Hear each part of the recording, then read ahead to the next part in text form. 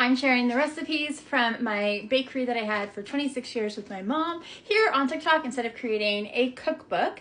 And today's recipe is going to be our brownies. And I have a couple of hints right off the bat. One, the batter really needs to refrigerate overnight. They're going to be so much better, cook so much better. Just take the time, make it the night before, stick it in the fridge. The second is to not overmix them, unless you prefer a cakey brownie. That is the biggest difference. If you overmix it, it's going to become cakey instead of that thick, ooey gooey brownie. So I've got 4 eggs whisked. I'm going to add a cup of vegetable oil. This is not a healthy content page, okay? These were like real bakery recipes from 26 years ago, and my mom actually bought a pre-existing bakery, and there were only, I think, 2 recipes that we kept from that bakery. This is one of them. We're gonna do vanilla. Now this was, of course, a big batch that we make in the bakery, and I've knocked it way down, but we always called vanilla a galoop. You just wait, like you pour it out of a gallon jug of vanilla, and it would go galoop, and we'd be like, that's how much vanilla. So I've got the eggs, the oil, the vanilla, and the sugar. At this point, you could use a whisk. You could even use your mixer, but I really fear that if you use the mixer past the wet ingredients, you're probably gonna overmix it. And again, if you like a cakey brownie, you do you. But if you want the brownies that you had in the bakery, then you're gonna do it this way. So once this is just combined, we're gonna get this gone. So we've got a cup of flour, a half a cup of cocoa, half a teaspoon baking powder, half teaspoon of salt.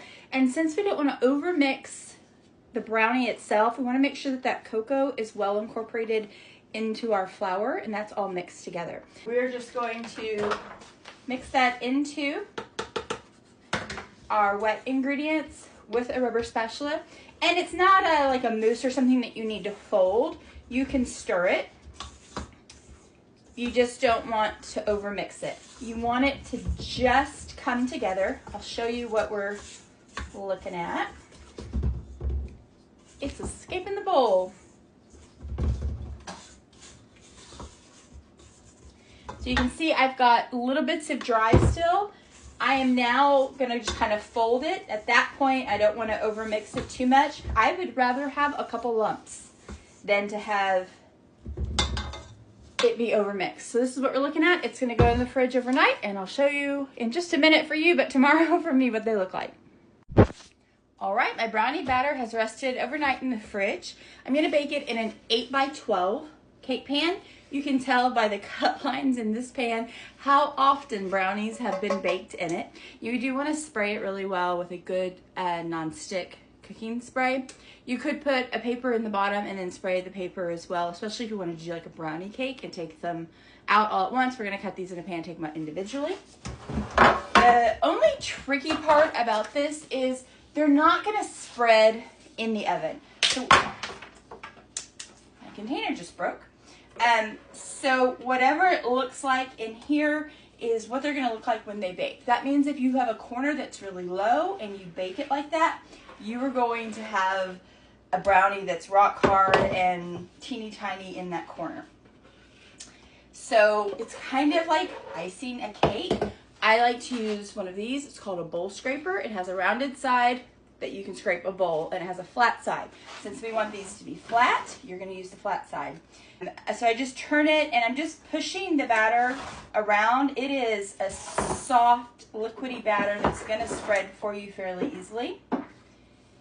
And I have lots of practice doing it too. But you just want to make sure your corners aren't low. And then you're going to bake this in a somewhere between 350, 375 oven.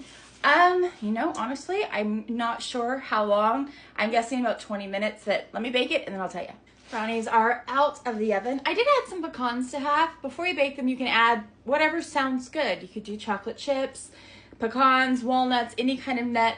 We also would do like a cream cheese kind of cheesecake mix, swirl that in.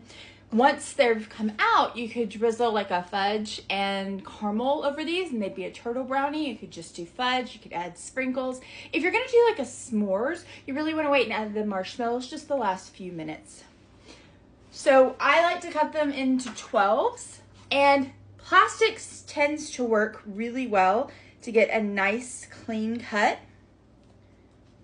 I say that as it's not working at all. Not how it always goes. We would cut these into 12s, so 4 by 3.